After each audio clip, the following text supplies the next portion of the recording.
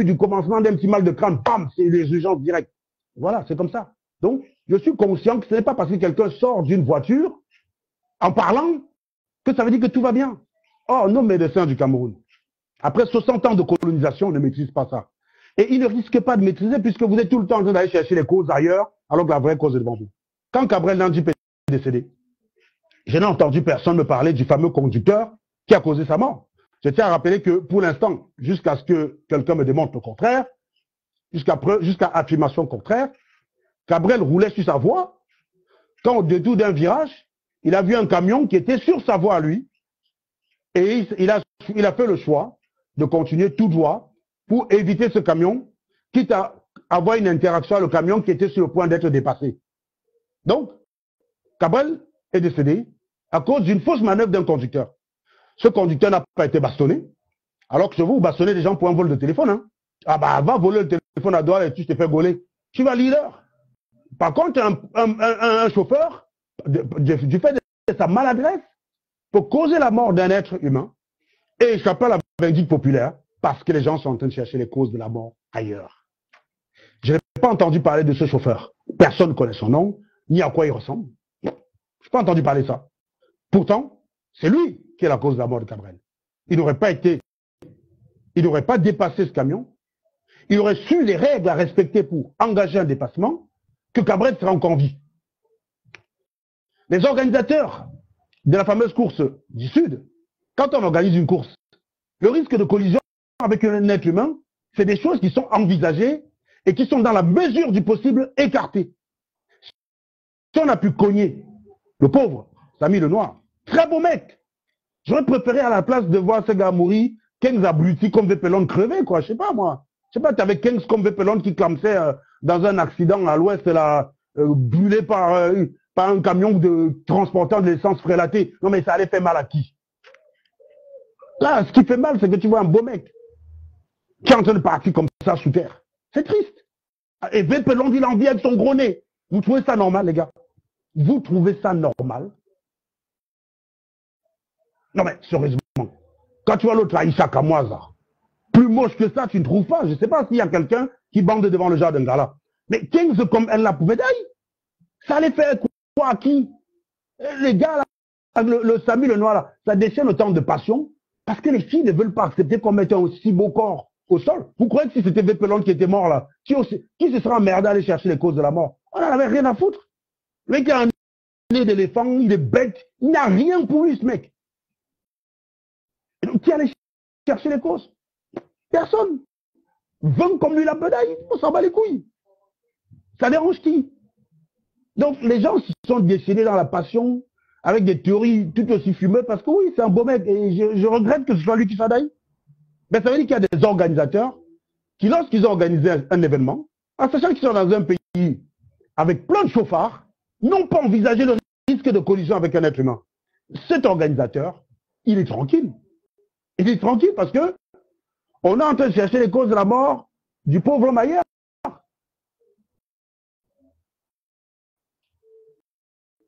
Ça va? Donc, le gars est tranquille parce que les gars sont ailleurs en train de chercher les causes de la mort. Non, pas ça, c'est trop sec. Oui, le type, il est tranquille. Les organisateurs sont tranquilles. Ils n'ont pas pris en compte ce risque. Ils n'ont pas essayé d'éviter qu'il y ait des accidents. Oui. Rien. Il y a eu un accident.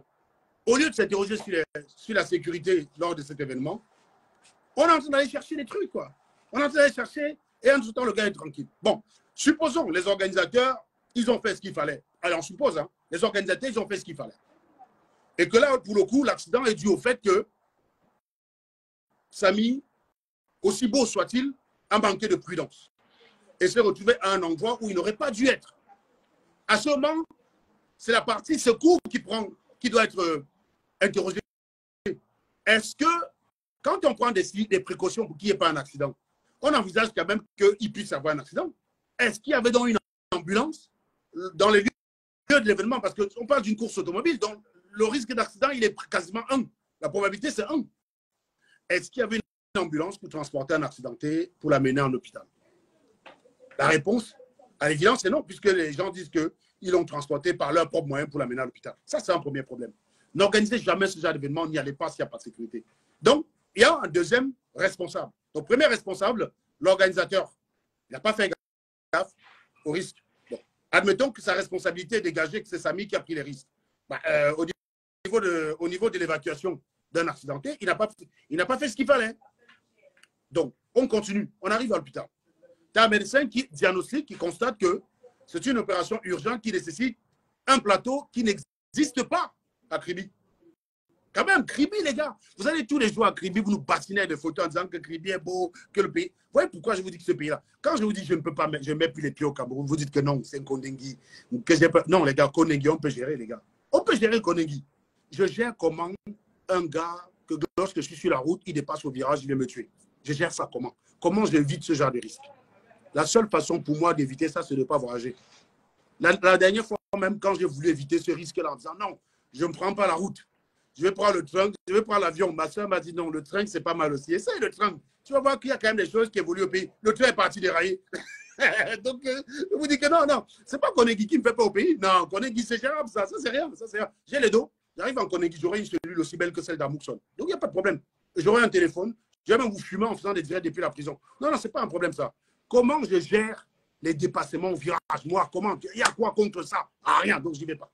Et quand j'ai réalisé une chose, Safia, j'avais réalisé une chose. Quand je suis parti au Cameroun en 2016, j'avais pris toutes les assurances que tu peux imaginer.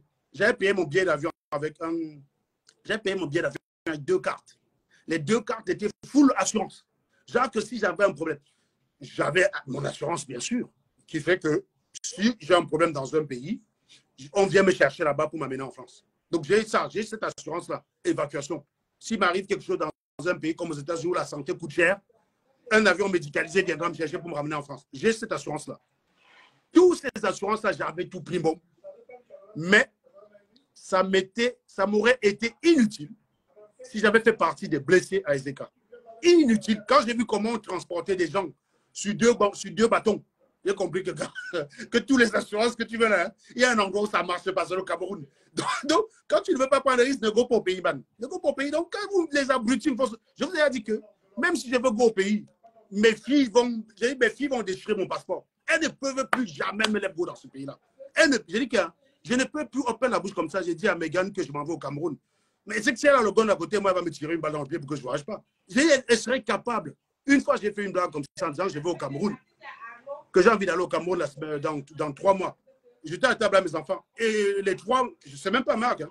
Pour le coup, Magali même laisse ses enfants faire directement parce qu'elle a des alliés de poids. Les 3 pour demander, tu peux répéter ça, qu'on n'a pas bien compris. Qu'est-ce que tu racontes pas là? Tu peux répéter? Mais, donc, non, il faut laisser ça. Non, c'est un pays qui craint. Donc vous vous rendez compte que tout le monde va à Kribi, fait des photos à 2 balles. Hein. Ah, le Cameroun est beau, le Cameroun est génial. Oh, vraiment, notre beau Cameroun.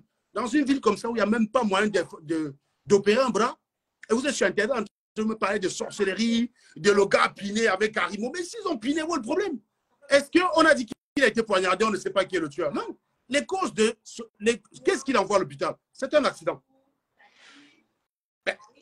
Donc, peu importe qu'il est piné, Harimo ou pas, on n'en a rien à foutre. On n'en a rien à foutre, les gars. Ça n'a aucune espèce d'importance ici. J'ai vu tout le monde se questionner sur la nature du contrat. Wow, tu nous as dit que c'était qu'un prestataire. Mais mon ami, moi je suis consultant. À partir du moment où tu es consultant, tu es un prestataire. D'accord? Parce que je travaille pour une société qui ne m'a pas employé. C'est une société qui m'a embauché. C'est elle qui me verse mon salaire.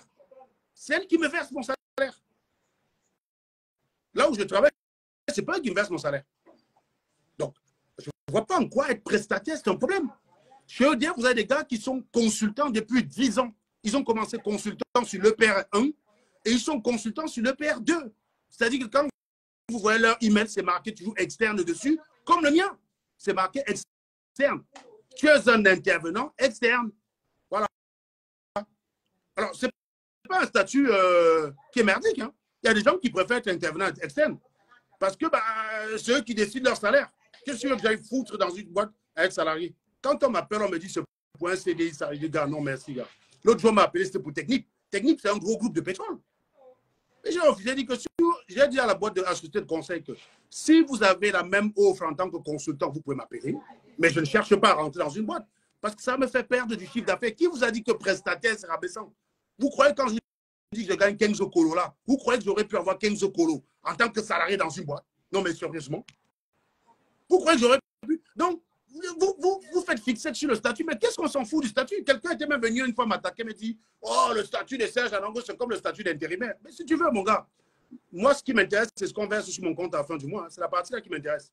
Donc, s'il faut avoir un CDI et toucher 3 000 balles, et être à son compte, consultant, prestataire, tout ce que tu veux, et toucher 15 000 balles, dites-moi juste si sur cette terre, il y a quelqu'un qui choisirait l'autre cas que l'autre. Il y en a un mois, tu touches ce que tu touches en 5 mois. Gars. Et tu bosses comme ça 2 ans, tu as le salaire de 10 ans. Tu as le salaire de 10 ans, 2 ans. Tu vas chercher quoi dans le CDI, mon ami? Donc, c'est une façon de vous dire que vous êtes parti questionner le contrat, mais le contrat avec quelle pertinence dans ce qu'il a amené à l'hôpital? Qui vous a dit que parce que quelqu'un est ton employé, il est obligé de te soigner? Quand quelqu'un est ton employeur, il a souscrit une assurance pour toi. Donc, quand tu as un accident, tu gères ton assurance. Vous croyez que quand moi j'ai un problème médical que je veux faire mes lunettes, j'appelle mon patron? Mais vous êtes des villageois, mais vous êtes de la chine, putain. Vous êtes bêtes. Vous êtes bêtes, on ne peut plus bêtes, quoi, quand même, franchement. Et ce qui m'a surpris, c'est des animaux qu'on fait pélant. Des abrutis qu'on fait pélant qui sont en bain. Non, mais sérieusement. Sérieusement, les gars. Plus stupide que vous, c'est incroyable le niveau de bêtises. Mais si Karimo, même s'il était l'employé de Karimo, vous croyez que ça revenait à Karimo de prendre ses frais en charge? Non. Un employé souscrit une assurance pour son salarié. Et donc, quand le salarié a un problème, c'est l'assurance qui prend en charge. La femme qui a cogné Samy Lenoir, n'avait-elle pas une assurance? Vous n'avez pas posé la question à ce niveau-là. Villageois que vous êtes. Non. Il y a une assurance. Maintenant, si on considère que les assurances ne sont pas réactives et que la meuf dit, OK, le temps que les assurances prennent ça en charge, moi, je vais avancer parce que mon travail, c'est de sauver une personne qui m'est très chère. Ça devient le problème, mon gars. C'est utiliser la charge contre... Non, mais le gars a été soigné à Yaoundé. Oui, de la vie de beaucoup de personnes. Et c'est vrai, quand vous regardez sur la carte,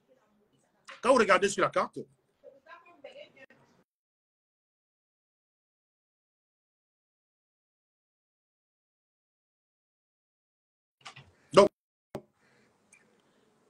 quand vous regardez sur la carte, à l'évidence, oui, Kribi est beaucoup plus proche de Douala que de Yaoundé. Mais si un médecin a décidé que c'est à Yaoundé, peut-être qu'il a appelé à Douala, on lui a expliqué que l'affaire, si on a un fil comme ça, vu les accidents qu'il y a au Cameroun, il y a moins 5 personnes qui attendent d'être opérées. Vérifiez à Yaoundé s'il y a des disponibilités là-bas. Et qu'on l'envoie à Yaoundé. Qui de vous s'est posé cette question? Non. Parce que vous avez la fiente du cochon dans votre cerveau. C'est normal, quand vous êtes abreuvé à Aïcha Kamoise et l'étoile chrétienne toutes les semaines, vous devenez finalement des légumes. Vous ne savez pas vous poser des questions. Est-ce que vous ne pouvez pas envisager qu'il existe une situation où le médecin a vérifié à Douala, il n'y a pas de disponibilité, que c'était plus rapide à Yaoundé, même si c'est plus loin? C'est quand même mieux de faire de 1 heure de plus et aller à Yaoundé être pris en charge tout de suite que de faire 4 heures, 3 heures, pardon, et arriver à Douala attendre 3 jours avant d'être pris. Quand même, soyons sérieux. Il y a d'autres critères qui rentrent en compte. Mais il n'y a aucun animal qui s'est posé la question. Des animaux, vous êtes des idiots, des giclures. Je vous exprime ici mon dégoût pour votre personne. Vous êtes à vomir, sérieusement. Voilà. Et quand bien même on la met à Yaoundé plutôt qu'à Douala, à quel moment ça devient le problème de Karimo? Celle qui est médecin, là, celle qui a signé ce papier, à quel moment ça devient son problème? Bon, le type, il arrive à Yaoundé, il est à l'hôpital. Entre-temps, Karimo est avec son Aoussa au sud. Il est déclaré décédé. Dans le communiqué qui relate les circonstances de sa mort, on a la signature d'un certain Noël Maël Mekoulou Vondon, qui n'est autre que le neveu du président de la République. Donc, qui est l'une des personnes que Roger Chantal Tulé avait épinglé pour une gestion calamiteuse de la CNPS. Donc, ça dit, autant vous dire, le gars, c'est un lourd. C'est le mec qui prenait l'avion, jet privé, il allait regarder un derby, comment on appelle ça, un classico à Barcelone, et puis il rentrait avec ses copains. Hein, il prenait 5-6 copains comme ça, jet privé, paf. Yaoundé, Barcelone, on regarde le match, on reprend, on rentre, avec l'argent du contribuable. Donc, autant vous dire qu'un type pareil, c'est quand même pas une petite vendeuse de crème qui va le corrompre. Donc, vous voulez parfois tester un peu la probabilité de votre hypothèse, les gars. C'est quand même pas une petite Karimo à quel point pour corrompre un gars comme Mekoulou Vondon et l'impliquer dans une affaire de trafic d'organes, les gars. Non, expliquez-moi vous-même. Si ça, ce n'est pas de la chimie qui est dans votre crâne, c'est quoi? Si ça, ce n'est pas de la chimie qui est dans votre crâne, là, c'est quoi?